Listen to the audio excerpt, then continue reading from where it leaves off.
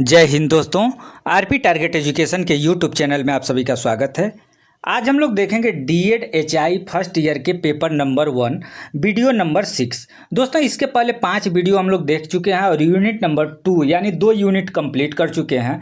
आज तीसरा unit complete किया जाएगा और एक ही वीडियो में आज जो ये यूनिट नंबर 3 देख रहे हैं ये कंप्लीट कर दिया जाएगा।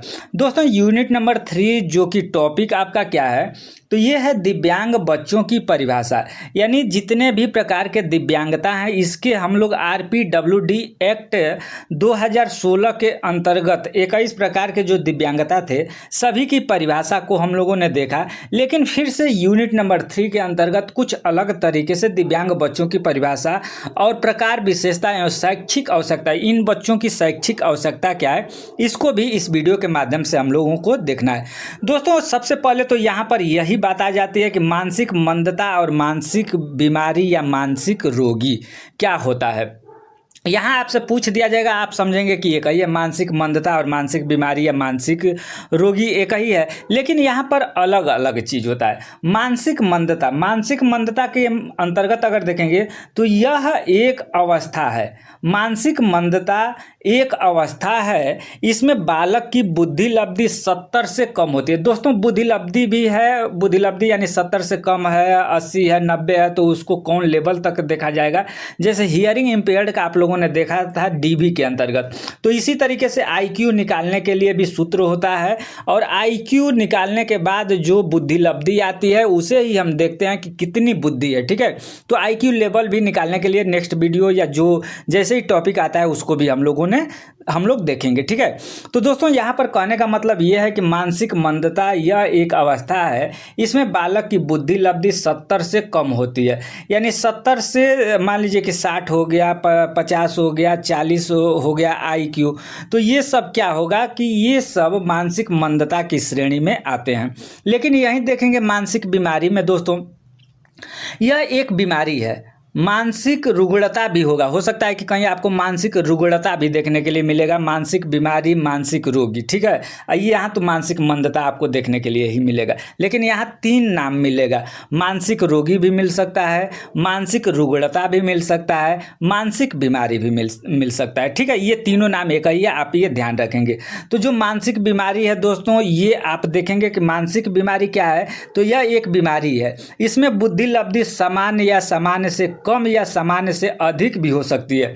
यानी जो ये मानसिक बीमारी है ये नहीं है कि बहुत तेज जो लड़का है उसको मानसिक बीमारी नहीं हो सकती है। बहुत तेज, आप लोगों ने देखा होगा कि बहुत सारे ऐसे तेज तर्राक लड़के होते हैं जो कि पढ़ करके पागल हो जाते हैं, तो उनको मानसिक बीमारी, कोई ना कोई मानसिक बीमारी हो जाती है। ठीक है, तो ये मानसिक मंदता जो है दोस्तों, ये 70 जो बुद्धि लब्धि आईक्यू जो लेवल निकालते हैं ये 70 से कम होता है आईक्यू, तो मानसिक मंदता के अंतर्गत आते हैं। और मानसिक बीमारी ये तेज बुद्धि हो, सामान्य बुद्धि हो या सामान्य से भी तीव्र बुद्धि हो, तो वो मानसिक बीमारी के अंतर्गत आते हैं। ठीक है, ये 2 पॉइंट कंप्लीट हुआ। अब दोस्तों नेक्स्ट पॉइंट, यह विकासात्मक कार्य 0 से 18 वर्ष में दिखाई पड़ती है। यानी जो मानसिक मंदता है बच्चों की, ये 0 से 18 वर्ष में दिखाई पड़ जाती है। यानी जब छोटा बच्चा जन्म से ही देखे होंगे कि कोई ऐसा बच्चा होता है जो कि दूध नहीं पी रहा, देखने में एकदम सुस्त है, इस तरीके से है, तो वो हाथ गोड़ नहीं चला रहा है या कुछ इस तरीके से लक्षण दिखाई देते हैं जो कि मानसिक मंदता के लक्षण वो हो जाते हैं। यह जीवन की किसी भी अवस्था में हो सकता है, जैसे अभी आप लोगों को बोला कि बहुत तेज तर्राक हैं या मानसिक बीमारी कोई भी अवस्था में हो सकता है।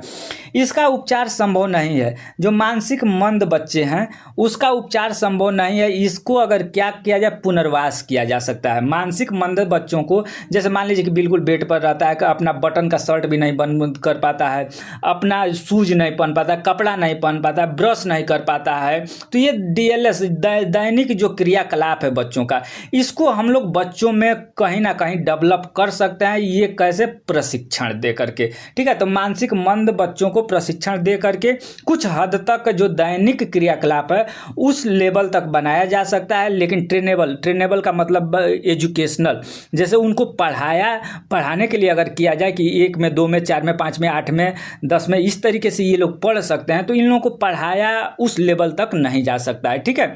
लेकिन ये जो मानसिक मंद बच्चे हैं, मानसिक बीमारी वाले, यह समय से चिकित्सा द्वारा इस रोग को मुक्ति पाई जाती है।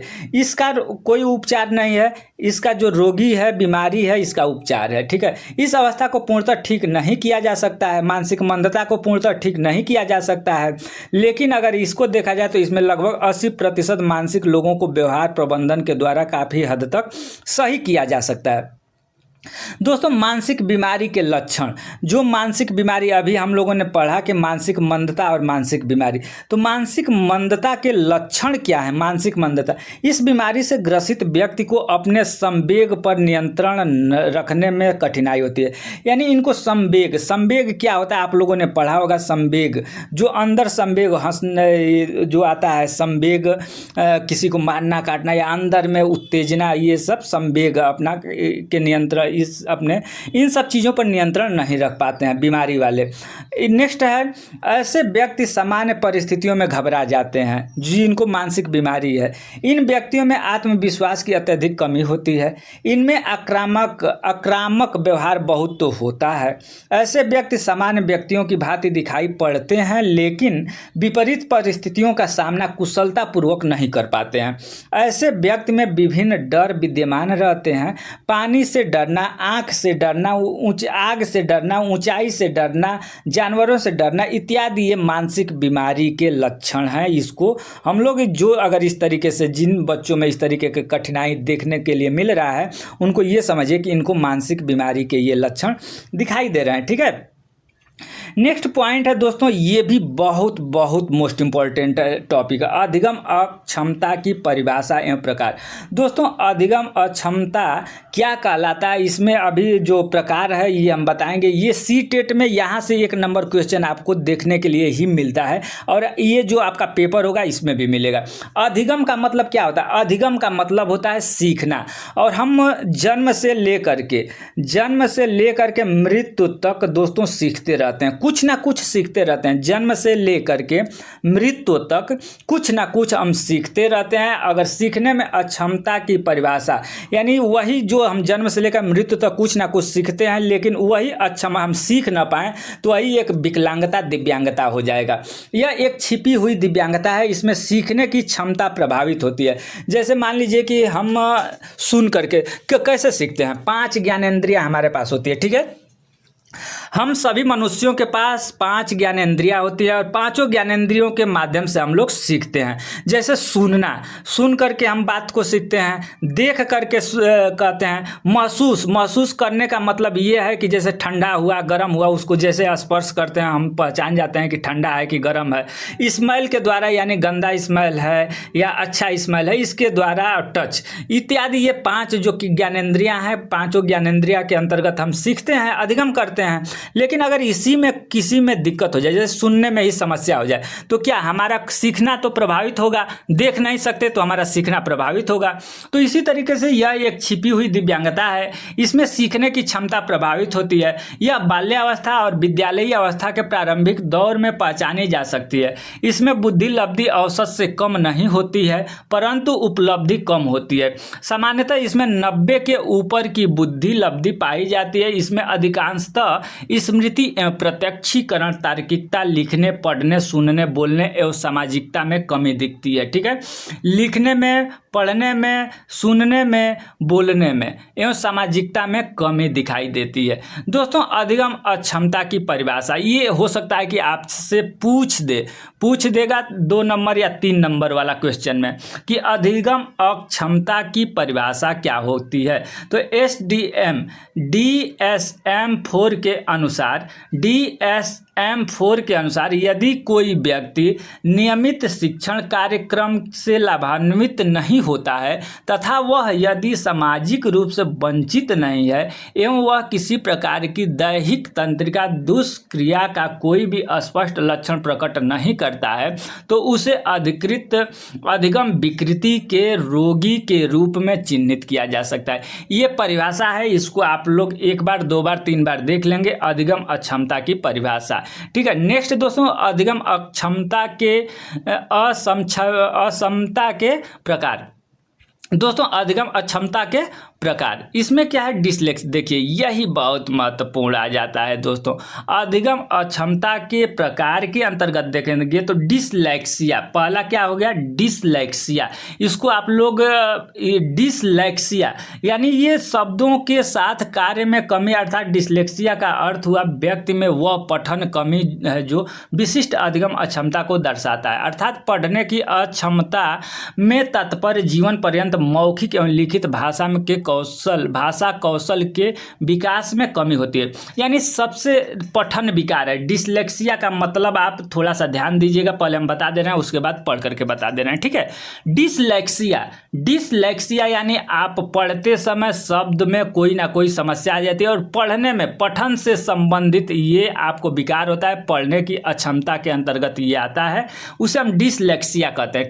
ठीक है, अब यहाँ पर दोस्तों डिसग्राफिया देखिए, डिसलेक्सिया देखे पठन विकार, डिसग्राफिया, ग्राफ थोड़ा सा यहाँ पर आप ग्राफ क्या होता है, ग्राफ हम लोग बनाते हैं, खींचते हैं, लिखते हैं, तो ये लिखने से संबंधित। डिसग्राफिया का मतलब इसके अंतर्गत बालक में लेखन संबंधी कमी दिखती है, इसे लेखन अक्षमता कहते हैं। अक्षरों को उल्टा देता है, कमल को कलम लिखता है। यानी जो डिसग्राफिया है दोस्तों, इसमें बच्चा उल्टा पुल्टा लिखता है, उसे ही डिसग्राफिया कहा जाता है। ठीक है, अब डिसकैलकुलिया, यहाँ पर थोड़ा सा ध्यान दीजिएगा, ग्राफिया लिखने से संबंधित कठिनाई, डिसकैलकुलिया, कैलकुलेटर यहाँ पर ध्यान दीजिएगा, डिसकैलकुलिया, कैलकुलेटर हम क्या करते हैं, जोड़ घटाना गुणा भाग करते हैं। जोड़ घटाना गुणा भाग किस में आता है, तो गणित में आता है। तो डिसकैलकुलिया यानी गणितीय विकार में, बच्चा गणितीय विकार में जो गणितीय संरचना होती है, गणित का जो नियम होता है उसके अनुसार वो कार्य नहीं करता है। जैसे यहाँ पर 36 को 63 लिख देता है, उल्टा लिख देता है, या गणितीय जो जोड़ है तो उसको गुणा कर देता है, घटा देता है, इत्यादि। ये डिसकैलकुलिया के अंतर्गत गणितीय संबंधी जो भी गलतियां होती हैं वो डिसकैलकुलिया। डिसग्राफिया आपने देखा लेखन, डिसकैलकुलिया आपने देखा गणितीय। अब डिस्प्रैक्सिया दोस्तों, डिस्प्रैक्सिया, आखिर डिस्प्रैक्सिया इसके अंतर्गत बच्चों में गामक कौशल यानी चलने फिरने में कोई समस्या करता है, तो यह बच्चों को सूक्ष्म गामक कार्यों के, जैसे मान लीजिए कि हाथ से पेन को पकड़ना, ठीक है, हाथ से पेन को पकड़ने में समस्या हो रही है, तो ये इस तरीके से गामक कार्यों के नियोजन एवं पूर्ण करने में कमी को दर्शाता है। ये आपका डिस्प्रैक्सिया। यहाँ से आप लोगों ने एक बार और देख लीजिए, डिसलेक्सिया दोस्तों, डिसलेक्सिया पठन विकार, ग्राफ लेखन, डिसकैलकुलिया दोस्तों, कैलकुलेटर जोड़ घटाना गुणा भाग यानी गणितीय विकार, डिस्प्रैक्सिया दोस्तों जैसे पेन पकड़ने में समस्या यानी गामक निःशक्तता, गामक के अंतर्गत कौशल में दिक्कत होती है। ठीक है, आप लोग जहां तक पूर्ण विश्वास हम करते हैं कि ये तीनों चीज आप पहचान गए होंगे और जान गए होंगे। इस पर मैं अधिगम अक्षमता के जो प्रकार हैं इस पर मैं इसलिए बल दे रहा हूं क्योंकि ये सीटेट में ये आपको 1 नंबर यहाँ से दिलाने का कार्य करेगा, इसलिए हम आपको इसको विशेष रूप से समझाने का प्रयास किया। दोस्तों अब बधिरांधता, एक पॉइंट आता है, बधिरांधता क्या है। बधिरांधता पूछ दिया जाएगा कि बधिरांधता यानी बधिर का मतलब क्या होगा दोस्तों, कि जो बच्चा सुन नहीं सकता है, जो बच्चा सुनने में समस्या है उसको बधिर बोलते हैं। और अंधता दोस्तों, जिसको देखने में समस्या है, उसको अंधता बोलते हैं। यानी सुनने में समस्या और देखने में समस्या, इन दोनों में समस्या है, उसको हम बधिरांधता बोलते हैं। ठीक है, सुनने सुनने में समस्या और देखने में जिसको समस्या है उसको हम बधिरांधता बोलते हैं। बधिरांधता एक ऐसी स्थिति है जिसमें किसी व्यक्ति को सुनने और देखने में गंभीर कठिनाई होती है, जिससे संचार और विकास संबंधी आवश्यकता। जब आप सुन नहीं सकते, देख नहीं सकते, तो आपको कोई भी काम करने में समस्या ही समस्या होगी। अब देख लीजिए बधिरांधता की परिभाषा। दोस्तों परिभाषा क्या है, परिभाषा आप देख लीजिए बधिरांधता की परिभाषा। बधिरांधता का अर्थ है सुनने और देखने की क्षमता में गंभीर कमी होना, जिससे व्यक्ति को संचार का मतलब बातचीत करने में, शिक्षा में और अन्य विकासात्मक आवश्यकताओं में गंभीर कठिनाइयां होती है, उसे बधिरांधता बोलते हैं। ठीक है, उसको बधिरांधता बोलते हैं।